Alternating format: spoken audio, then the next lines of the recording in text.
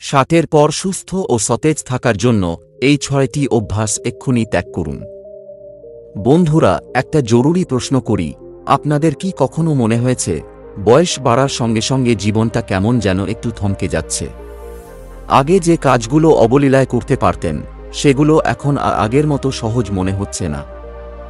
আমাদের সমাজে অনেকের কাছেই 60-এর ওপরের বয়স মানেই বুঝি ক্লান্ত শরীর, কমে যাওয়া শক্তি আর দীর্ঘশ্বাসের দিনলিপি। কিন্তু আমি আজ আপনাদের সামনে তুলে ধরব 70 পেরোলেও কিভাবে জীবন হতে পারে প্রাণবন্ত, রঙিন এবং অফুরন্ত আনন্দে ভরা। আপনার মনে হয়তো প্রশ্ন জাগছে, এটা কি সত্যিই সম্ভব? কিভাবে একটা নির্দিষ্ট বয়সের পরও এত সতেজ থাকা যায়? এই প্রশ্নের উত্তর জানতে হলে ভিডিওটি শেষ পর্যন্ত দেখুন। কারণ আমাদের অজান্তেই করা কিছু ছোট ভুল আমাদের জীবনের এই সোনালী সময়টিকে ধীরে ধীরে নষ্ট করে দিতে পারে। কিন্তু একটুখানি সচেতনতা আর কিছু সাধারণ পরিবর্তনেই আপনার জীবন সম্পূর্ণ নতুন মোড় নিতে পারে। আর হ্যাঁ, যদি আপনার পরিবারে কেউ 60 পেরিয়ে থাকেন বা আপনি নিজেও যদি এই বয়সে পৌঁছে থাকেন, তাহলে অবশ্যই এই ভিডিওটি তাদের সঙ্গে শেয়ার করবেন।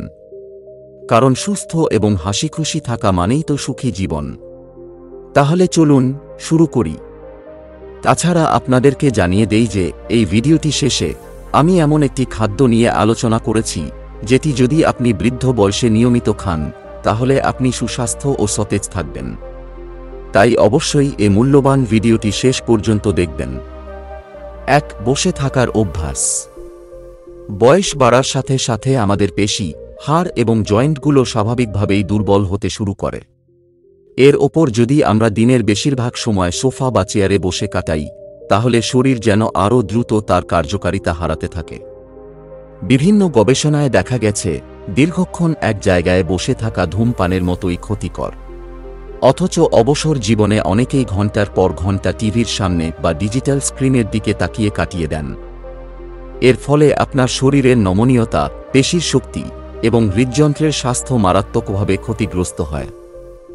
রক্ত সঞ্চালন ব্যাহত হয়, হাড়ের ঘনত্ব কমে যায় এবং জয়েন্টগুলো অনমনীয় হয়ে পড়ে। করণীয় কি? প্রতি আধ ঘন্টা পর পর উঠে দাঁড়ান, হালকা হাঁটুন, হাত পা স্ট্রেচ করুন। যদি সম্ভব হয় প্রতিদিন অন্তত 30 মিনিট করে হালকা ব্যায়াম করুন, যেমন হাঁটা, যোগা বা হালকা স্ট্রেচিং। এতে রক্ত সঞ্চালন ঠিক থাকবে, হাড়পেশি সচল থাকবে এবং শরীর নিজেকে সতেজ রাখতে পারবে। শরীরকে সক্রিয় রাখলে তা আপনার মানসিক স্বাস্থ্যকেও উন্নত করবে। 2. ঘুমকে অবহেলা করবেন না, মস্তিষ্কের জ্বালানি। অনেকে মনে করেন বয়স হলে ঘুম কমে যায় এবং এটাই স্বাভাবিক। কিন্তু এই ধারণা সম্পূর্ণ ভুল। আসলে ঘুমের প্রয়োজন বয়স বাড়লেও কমে না।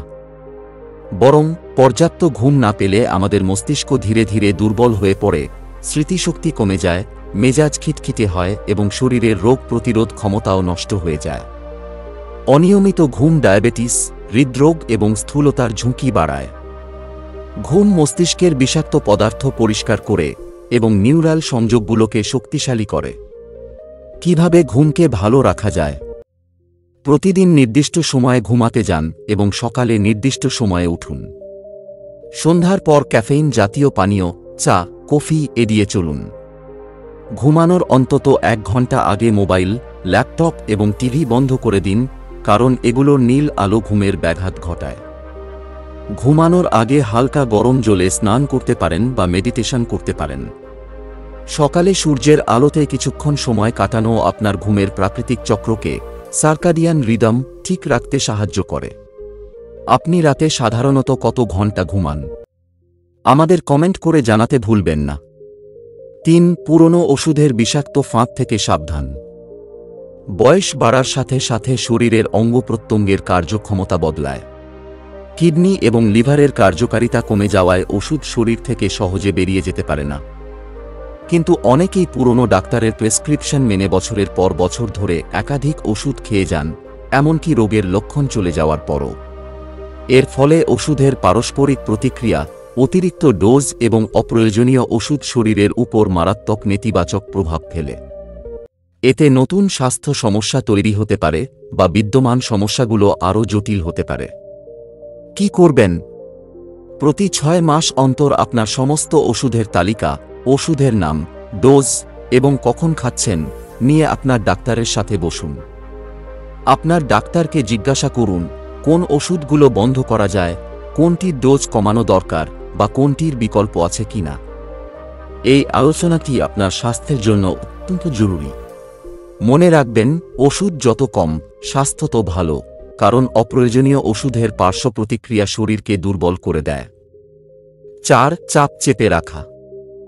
বয়সের সাথে জীবনের নানা ঘটনা, প্রিয়জনের মৃত্যু, সন্তানদের দূরে চলে যাওয়া, একাকিত্ব বা শরীরের দুর্বলতা অনেক সময় আমাদের ভেতরে ভেতরে দুঃখ, হতাশা এবং মানসিক চাপ জমিয়ে তোলে।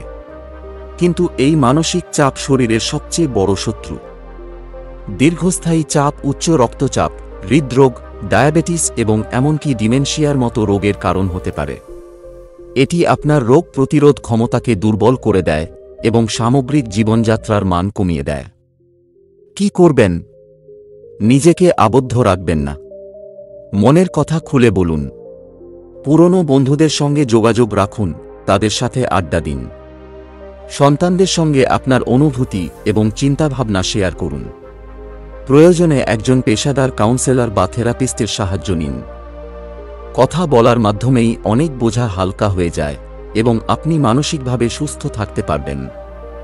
আপনার শখ বা পছন্দের কাজগুলো করুন যা আপনাকে আনন্দ দেয়।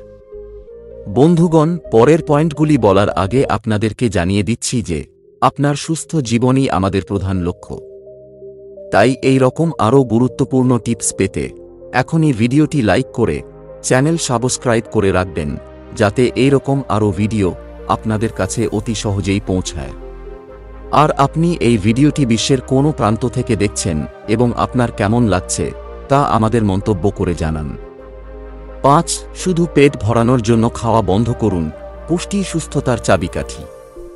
এই বয়সে প্রায়ই শোনা যায়, আর কিসের স্বাদ, শুধু খাচ্ছি পেট ভরানোর জন্য, অথচ এই সময়েই শরীরের পুষ্টির প্রয়োজন সবচেয়ে বেশি। ভুল খাদ্যাভ্যাস পেশি দুর্বলতা, হাড় ক্ষয়, রোগ প্রতিরোধ ক্ষমতা হ্রাস এবং বিভিন্ন ক্রনিক রোগের ঝুঁকি বাড়ায়। পর্যাপ্ত পুষ্টি না পেলে শরীর দুর্বল হয়ে পড়ে এবং রোগ প্রতিরোধ ক্ষমতা কমে যায়। এটি আপনার হজম প্রক্রিয়াকেও ক্ষতিগ্রস্ত করতে পারে। সঠিক খাদ্যাভ্যাস কি? প্রতিদিন ফল, শাকসবজি, গোটা শস্য যেমন আটা, ব্রাউন রাইস, মাছ, ডিম, বাদাম এবং অলিভ অয়েলের মতো স্বাস্থ্যকর চর্বি খান। আপনার খাদ্যতালিকায় প্রোটিনের পরিমাণ ঠিক রাখুন, কারণ পেশি শক্তি ধরে রাখতে প্রোটিন অপরিহার্য। পরিশোধিত চিনি, অতিরিক্ত লবণ এবং প্রক্রিয়াজাত খাবার পুরোপুরি এড়িয়ে চলুন। জাঙ্ক ফুড এবং ফাস্ট ফুড থেকে দূরে থাকুন। পর্যাপ্ত পরিমাণে জল পান করুন। মনে রাখবেন, খাদ্যই সবচেয়ে বড় ওষুধ। একটি সুষম এবং পুষ্টিকর খাদ্য তালিকা আপনার শরীরকে ভেতর থেকে শক্তিশালী করে তুলবে। 6. অন্যের সঙ্গে তুলনা করার অভ্যাস বন্ধ করুন।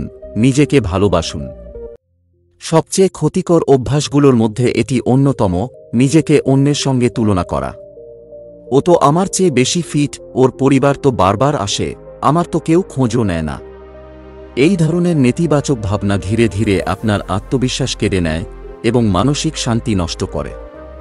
অন্যের জীবনের সঙ্গে নিজের জীবনকে তুলনা করলে শুধু হতাশা আর দুঃখ বাড়ে। আপনার জীবনে যা আছে তার জন্য কৃতজ্ঞ থাকুন। কিভাবে মানসিকভাবে শক্ত থাকবেন?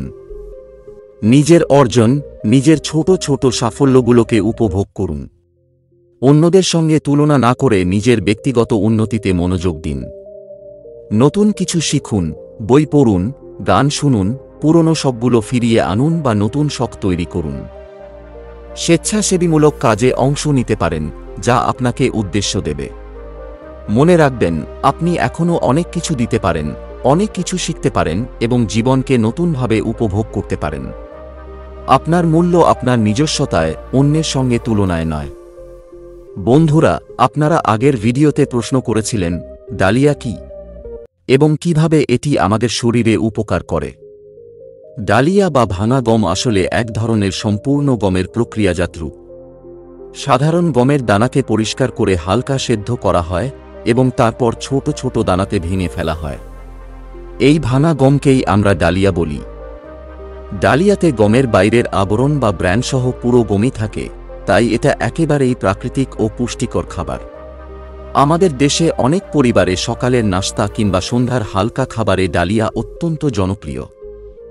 ডালিয়াতে আছে প্রচুর পরিমাণে ফাইবার, যা আমাদের হজমে দারুণ সহায়ক। নিয়মিত ডালিয়া খেলে আমাদের অন্ত্র পরিষ্কার থাকে, কোষ্ঠকাঠিন্যের সমস্যা কমে যায় এবং পেট দীর্ঘক্ষণ ভরা থাকে, যার ফলে বারবার খাওয়ার প্রবণতা কমে যায়। এজন্য যারা ওজন কমাতে চান তাদের জন্য ডালিয়া বেশ উপকারী। ডালিয়া ধীরে হজম হয়, ফলে রক্তে শর্করার মাত্রা হঠাৎ করে বাড়তে পারে না। এই কারণেই ডালিয়াকে ডায়াবেটিস রোগীদের জন্য খুবই ভালো খাদ্য হিসেবে বিবেচনা করা হয়।